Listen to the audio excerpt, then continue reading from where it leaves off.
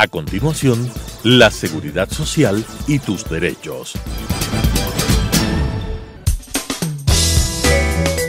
Clasificación B, bajo supervisión de un adulto.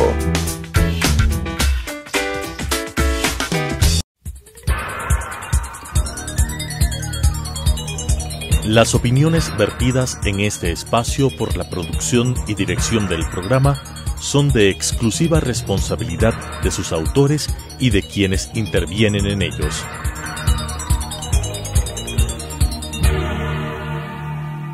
Telesucesos Canal 29 UHF presenta La Seguridad Social y tus Derechos, un programa dirigido para todas las personas y para conocer la realidad de la seguridad social y su derecho, con la conducción de la doctora Carmen Corral Ponce. La Seguridad Social y tus Derechos. Bienvenidos amigos a un programa más de la Mesa de Estudios de la Seguridad Social. El programa es La Seguridad Social y tus Derechos. Hoy día contamos con la presencia valiosa de Marcelo Larrea. Él es periodista, muy conocedor en materia de seguridad social y funcionario por muchos años en el IES. El día de hoy vamos a topar un tema de actualidad que es los 90 años del Instituto Ecuatoriano de Seguridad Social. Bueno, el 13 de marzo de 1928 se crea la Caja de Pensiones mediante decreto número 18, publicado en el registro oficial 59, y entonces este se le toma como el inicio de la historia del IES, que serían 90 años al 2018. Bienvenido, Marcelo. Para mí es un honor, Carmen, estar contigo en este importante programa que plantea al país el debate sobre uno de los temas más importantes de la sociedad ecuatoriana, que es precisamente la seguridad social. Y luego, además, celebrando los 90 años de historia de nuestro sistema de seguridad social. En efecto, la formación de la Caja de Pensiones tuvo lugar en un periodo histórico de una gran trascendencia en la formación institucional del país. Es producto, evidentemente, de la Revolución Juliana de 1925. Se creó conjuntamente con lo que fue la Contraloría General del Estado y la Superintendencia de Bancos y Compañías. Y sin duda fue el instrumento a través del cual la sociedad ecuatoriana fue creando un sistema previsional para garantizar los derechos fundamentales de las personas a una vejez justa, para empezar. Su evolución, claro, ha ido incorporando una serie de elementos: el sistema de salud, el seguro social campesino, que es único en el mundo, que es una contribución de la seguridad social ecuatoriana a los sistemas de seguridad social en todo el mundo, y una multiplicidad de derechos y de recursos, como los sistemas de crédito, el crédito quirografario, el crédito prendario, el crédito hipotecario, que han tenido una función espectacular en la sociedad ecuatoriana. La gran capacidad de acumulación de recursos por la seguridad social le ha permitido a nuestro sistema ser un dínamo esencial de su crecimiento económico. Ahora, no nació siempre como está el momento, ¿no es cierto? Como tú me mencionas, una evolución paulatina, se fueron incorporando prestaciones, se fueron incorporando beneficiarios. Nació en principio para los militares y los trabajadores con relación de dependencia. ¿Así fue? Así fue, evidentemente. Y claro, la evolución ha ido generando una serie de elementos. Es un seguro esencialmente laboralista todavía, y hay el gran desafío de construir un sistema de seguridad social universal. Nace como el sistema que lo creó en Alemania Otto von Bismarck, ¿no es cierto?, bajo relación de dependencia, pero luego viene a incorporarse todos los elementos de la universalidad, que ya son conceptos de Beveridge, del inglés, ¿no es cierto? Ahora tenemos una constitución que es parte de la evolución, que nos ofrece un seguro universal obligatorio, pero eso es todavía una utopía en nuestro país. ¿Tú qué opinas? Bueno, las utopías sirven para algo, decía Eduardo Galeano. Fundamentalmente sirven para caminar en la búsqueda de ese horizonte, y por lo tanto siempre es muy saludable en la vida y en la sociedad dibujar horizontes hacia los cuales caminar. Evidentemente estamos lejos de esa seguridad social universal, y lamentablemente nuestro sistema de seguridad social ha sufrido lesiones muy serias. Yo me referiría a dos que son tal vez las más graves. La una, la que fue producto de toda la política monetaria que condujo al desastre financiero de la década del 90 y que implicó un saqueo de las reservas actuariales de la seguridad social. Se pulverizaron, ¿no? Se pulverizaron con la dolarización. Porque jamás se pagó el diferencial cambiario, pero en realidad es un proceso que se origina en 1981 cuando empieza la inestabilidad monetaria y el uso y abuso del recurso de la devaluación como un elemento de financiamiento de los déficits fiscales, generalmente ocasionados por la onerosa carga de la deuda externa, y que en la década del 90 adquiere ya dimensiones demenciales, y en las cuales se liquidan los valores acumulados por la seguridad social. Jamás la Junta Monetaria ni las instituciones monetarias pagaron el diferencial cambiario que debieron haber pagado a la seguridad social. Por lo tanto, el Estado ecuatoriano tiene una mega deuda con la seguridad social acumulada en el proceso del saqueo bancario. Luego hay un segundo elemento que es grave, que es precisamente la gestión, en mi apreciación, desconocedora del sistema de seguridad social ejecutada en el gobierno del presidente Correa, que llevó adelante decisiones tan absurdas como la transferencia de los fondos asignados a pensiones hacia el seguro de salud, fundamentalmente para financiar elefantes blancos y no para desarrollar un modelo preventivo de salud que pueda permitir a la sociedad ecuatoriana garantizar los derechos de la salud de las personas, la creación de seguros desfinanciados y la cereza del pastel, que fue la eliminación de la contribución obligatoria del Estado del 40% al fondo de pensiones. Además, claro, del funcionamiento del BIES como un instrumento conexo de la política del Poder Ejecutivo, que ha permitido que el Estado acumule nuevamente una gigantesca deuda con la seguridad social. Tú mencionas esta mega deuda en la década de los 90 y ahora también tenemos ya nuevamente una mega deuda. Bueno, el tema de la deuda es una constante en la seguridad social. Quedémonos en la reforma a la ley de seguridad social, que fue fruto de esos crisis que tú mencionas de un inicio, que se publica en el año 2001. Pero se construye por un mandato constitucional de la Constitución de 1998 a la Comisión Interventora. La Comisión Interventora manda un proyecto en ese entonces al Congreso Nacional y ahí hacen un debate, pero realmente cortan y pegan, hacen muchos cambios que sí le afecta creo que al proyecto original. Pero finalmente, cuando se publica en noviembre del 2001, 6 meses después, como tú sabes, declaran la inconstitucionalidad de 8 artículos de la ley, que es la columna vertebral del sistema mixto de pensiones. Entonces, ahí tenemos un intento de reforma al IES, a la seguridad social, que no se dio. ¿Cuál es tu opinión al respecto? Bueno, hay un gran debate respecto a este tema que ocasionó las demandas de inconstitucionalidad en su momento. Y claro, hay una serie de tareas que el sistema de seguridad tiene que enfrentar. Cuando en la década del 90 planteamos la necesidad de la creación del Banco de la Seguridad Social, esta era una medida preventiva para enfrentar el crecimiento de la relación inversa de afiliados versus pensionistas, que es una de las amenazas latentes de los sistemas de seguridad en relación al desfinanciamiento del fondo de pensiones. La famosa pirámide invertida. Claro, y entonces ¿cómo ayudaría el banco en esta crisis? El propósito del banco fundamentalmente es que la extraordinaria capacidad de acumulación de ahorro a largo plazo que caracteriza la estructura económico-financiera de la seguridad social permite invertir esos recursos en el desarrollo productivo de la sociedad, sea pública, privada, mixta, comunitaria o lo que fuese. Y de esa manera le permita a los afiliados al sistema de seguridad social beneficiarse de los rendimientos económicos que esas inversiones deben tener.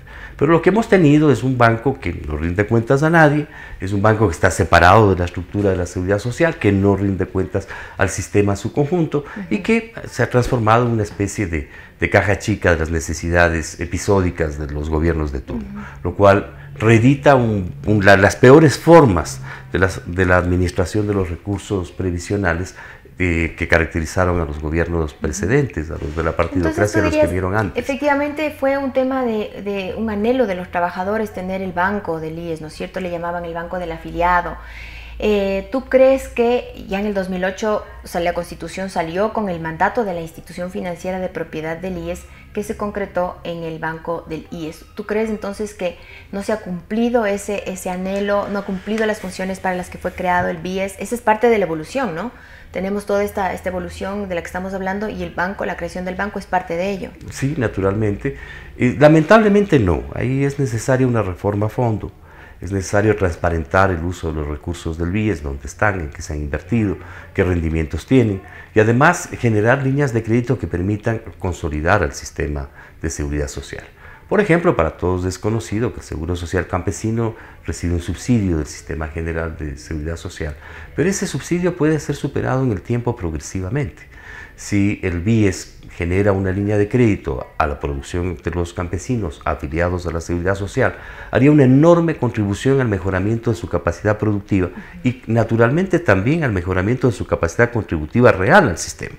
Que el sistema, como surgió a fines de la década del 60, en el gobierno de Velasco Ibarra, en el quinto velasquismo, en ese momento los campesinos no tenían una economía monetarizada y las contribuciones no podían ser de otra manera. Estamos ya casi 50 años después.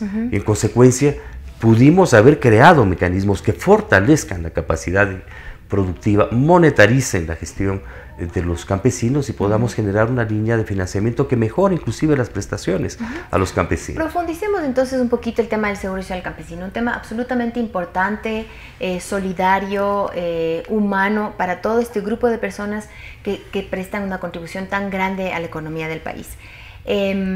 Tú dices que es pionero, el Ecuador no tiene algo, más dicho, los otros países no tienen algo parecido. Coméntanos sobre su creación y... Bueno, fundamentalmente la capacidad de acumulación del sistema, que como lo hemos señalado ha sido esencialmente laboralista, y claro, trabajó, como tú indicaste, financiando los fondos de pensiones de la fuerza pública. En la década del 60 llega a un punto culminante en el cual se crea el Seguro Social Campesino para proteger a los campesinos. Es tal vez el derecho más importante que los campesinos ecuatorianos tienen y tal vez es el único derecho que los campesinos ecuatorianos tienen. Y ese sistema pretende de alguna manera generar una retribución a la enorme contribución económica que los campesinos ecuatorianos hacen al país. Ellos subsidian los alimentos de todos los ecuatorianos. Si no tuviese una tradición tan extraordinaria, centenaria o milenaria de producción agrícola el campesinado ecuatoriano, los problemas que hemos tenido con la dolarización habrían sido muy graves. Pero gracias a que ellos subsidian la producción de los alimentos vitales de la población ecuatoriana y que con términos de intercambio completamente desiguales para ellos, la sociedad ecuatoriana puede alimentarse y tener una fuente de recursos esenciales para la vida de la sociedad. Por lo tanto, es absolutamente legítima la creación del Seguro Social Campesino, es necesario protegerlo, pero al mismo tiempo también es fundamental crear mecanismos que con el tiempo y progresivamente permitan mejorar las contribuciones de los campesinos. Por eso hemos señalado desde la década del 90 inclusive que era necesario crear una línea de crédito, porque muchos de esos campesinos tienen que recurrir a los chulqueros, a la banca privada o al banco de fomento con enormes dificultades para acceder al crédito, para que tengan una línea de crédito productivo que les permita a ellos mejorar sus condiciones de producción. Me parece importante porque obviamente el BIES estaría en la capacidad de hacerlo. ¿Por qué no lo habrá hecho? ¿Por qué no lo ha hecho teniendo toda esta capacidad? El BIES está encargado de otorgar las inversiones financieras privativas, que son los créditos hipotecarios, quirografarios, y a su vez es el brazo financiero ahora del IES, ¿no es cierto?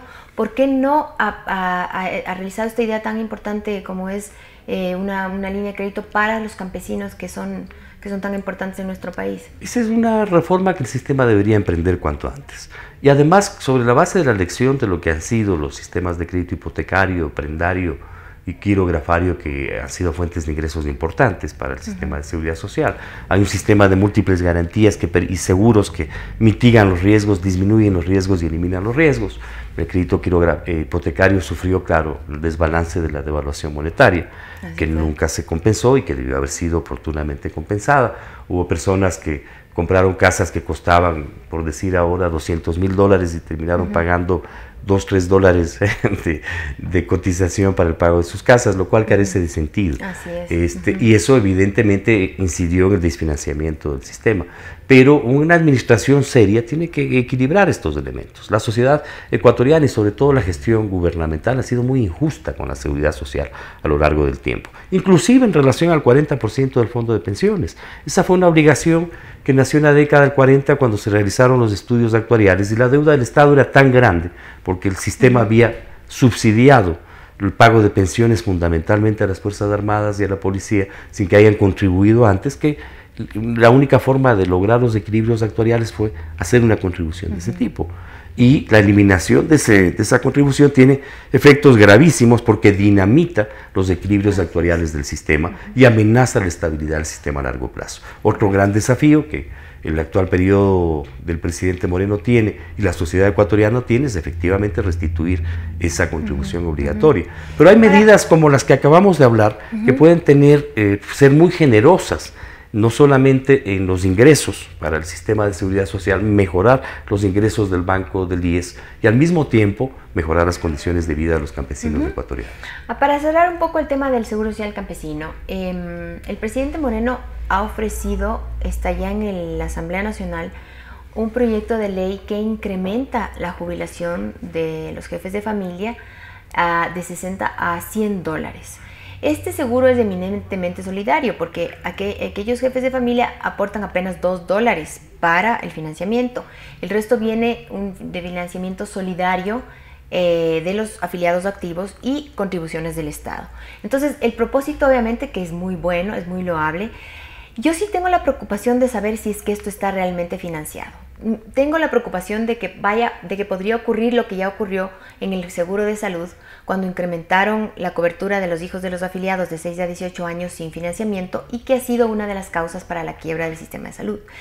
¿Tú tienes conocimiento de si es que esto está realmente financiado para poder incrementar la pensión? Es lamentable que una reivindicación legítima como el incremento de la pensión, que incluso podría ser y debería ser más alta, evidentemente se haga sin el correspondiente sistema de financiamiento, generando mayores cargas a un sistema de seguridad social que ha sido ofendido con la creación de seguros no financiados durante largo tiempo, lo cual carece completamente de sentido. Y lo que es más grave todavía, fue parte de una manipulación política, la pretensión del señor Espinosa de usar al seguro campesino para prorrogarse en el ejercicio de sus funciones, incluso cuando ya había un informe de la Contraloría General del Estado que señaló que debía ser destituido por algunas irregularidades graves cometidas en el ejercicio de sus funciones. De manera que ese tipo de manipulación política carece de sentido.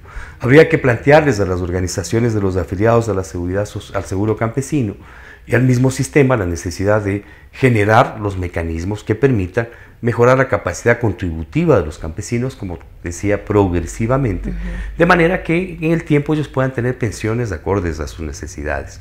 Pero en tanto se mantenga este sistema de subsidio, es evidente que sin los adecuados financiamientos no se pueden incrementar las pensiones, porque eso va a tener efectos colaterales en el conjunto del sistema.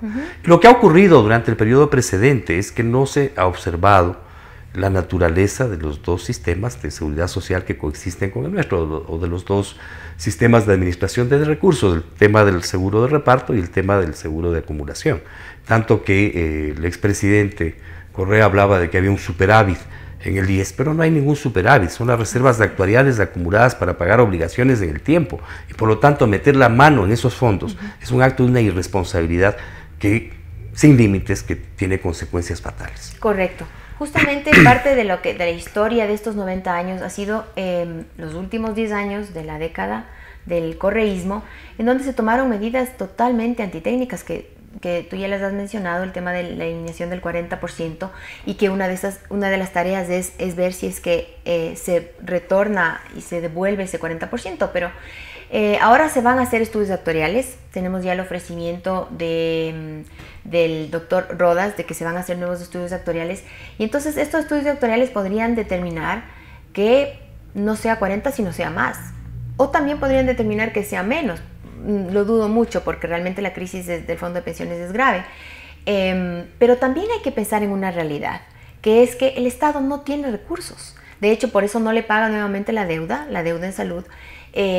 Inclusive hay un rezago del 40%, de la deuda del 40%. Entonces, ¿cuál es tu opinión al respecto? ¿Cómo rescatar al fondo de pensiones que está en esta crisis tan grave ocasionada por el gobierno anterior? Bueno, la insuficiencia de recursos del aparato estatal es producto de un manejo doloso de los recursos públicos, y por lo tanto es necesario que la sociedad ecuatoriana exija una completa transparencia en su administración.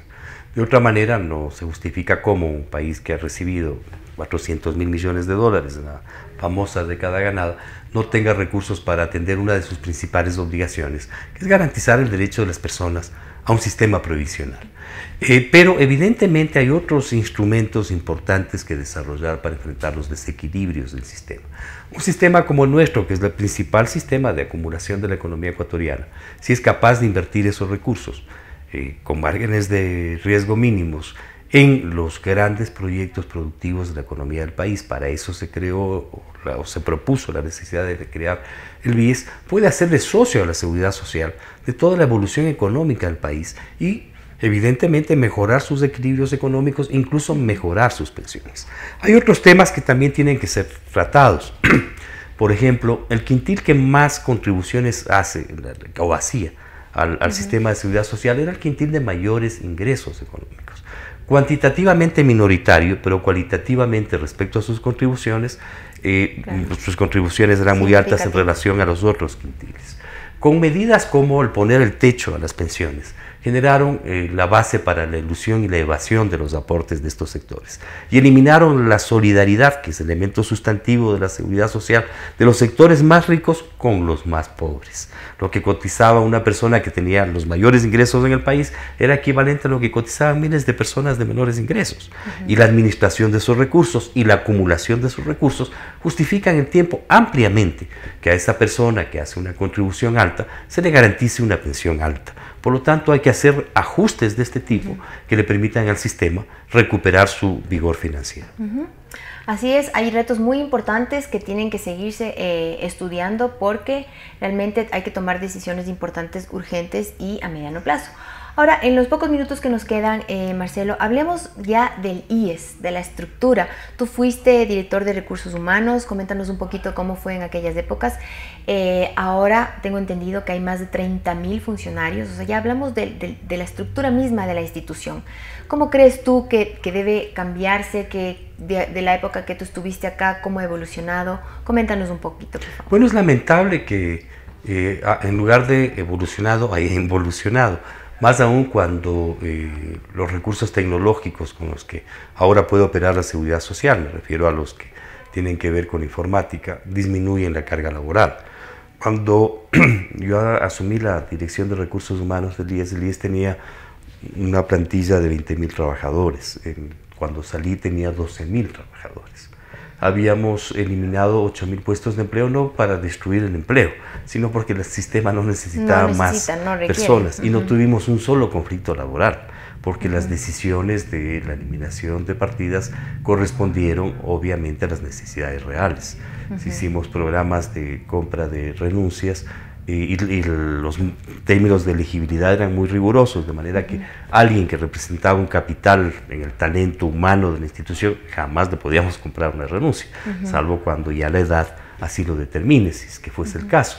Pero protegiendo el talento humano de la seguridad social, se pudo hacer un proceso de reducción importante que significó una disminución de las cargas que implicaban los egresos en recursos humanos, que nunca llegaron a cumplir el presupuesto o la asignación porcentual que el presupuesto establecía para este rubro. Y es evidente que a estas alturas ha habido también un proceso de descapitalización del talento humano del IES, lo cual es necesario revertirlo, porque en su momento el IES tenía los mejores médicos del país y los mejores profesionales del país en todos los órdenes. Entonces descapitalizando en el sentido de calidad, porque obviamente en número sigue incrementando. Yo me acuerdo que la Comisión Interventora en el año 2001 también hizo un ejercicio muy importante de reducción de personal, porque efectivamente creo que estaban en 27.000 y rebajaron, o 16.000, 20.000 y rebajaron a 11.000, etc. Es decir, entonces es una constante el tema de inflar la burocracia en el IES y luego tener la necesidad de reducir, porque ahora con la tecnología muchas plazas no son necesariamente imprescindibles. Esto obedece a algunos problemas estructurales de la sociedad, de sociedades como la nuestra, en la que los aparatos gubernamentales, estatales e institucionales se ven abocados a subsidiar la crisis crónica de desempleo de nuestras sociedades. Pero sí... ¿Y también el tema político? Claro, y también el clientelismo político que tiene gravísimos efectos en el funcionamiento en general del sector público. Pero sí, en el caso de la seguridad social, sus líneas de crédito pueden estimular al pequeño productor, al microproductor, al microempresario, en general al conjunto de la economía, la pequeña, mediana y gran industria en el país, y pueden transformarse en una válvula de creación de empleo real, no de empleo ficticio, no de empleo burocrático que termina descomponiendo a las personas en lugar de abrirles el camino a una incorporación, una inclusión social, económica y productiva seria y estable, sustentable en el tiempo, ¿no? Porque estos temas de clientelismo electoral al final del día no son sustentables, dañan a las personas, no pueden crear una carrera administrativa ni una perspectiva de trabajo estable y seria en el tiempo, y lesionan a la sociedad. Entonces, y no colaboran con una administración eficiente de una institución tan importante como es el Instituto Ecuatoriano de Seguridad Social. Lamentablemente se nos ha acabado el tiempo. Marcelo, muchísimas gracias por acompañarnos. A ustedes, amigos, muchas gracias. Tenemos muchos retos en el tema del IES y la seguridad social. Sigan con nosotros el próximo programa. Gracias.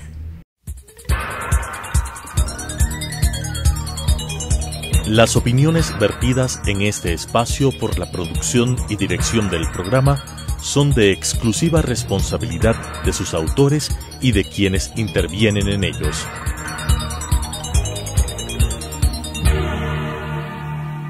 Telesucesos Canal 29 UHF presentó La Seguridad Social y tus Derechos, un programa dirigido para todas las personas y para conocer la realidad de la seguridad social y su derecho, con la conducción de la doctora Carmen Corral Ponce. La Seguridad Social y tus Derechos.